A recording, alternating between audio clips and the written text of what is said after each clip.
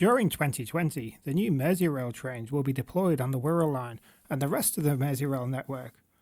Also, during 2019, on the Mid-Wirral line, Rail X D-Class London tube trains will operate between Bidston and Wrexham. The new Class 777 will replace the 40-year-old Class 507 and 508 units. A full-scale replica has been displayed at Liverpool Lime Street to show the public their future. The new trains made by Stadler will have 4 cars per train set, 182 seats and enough room for 302 standing. The actual seating seats as many people as a 3-carriage. Yeah, that'll say exactly the same amount of people. 3-pin plugs and USB connections are available at every fixed seat. Some seats are folding to allow prams and luggage, as well as spaces for bikes. Free Wi-Fi, where internet is even available underground.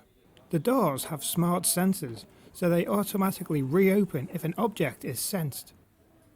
In addition to smart doors, they light up green on the platform side and red on the side with no platform. Useful to know. More door safety includes platform gap fillers that will extend as the door opens to allow smooth, step-free access. Live CCTV and direct intercom with the control centre allows any incident to be viewed and acted upon without delay.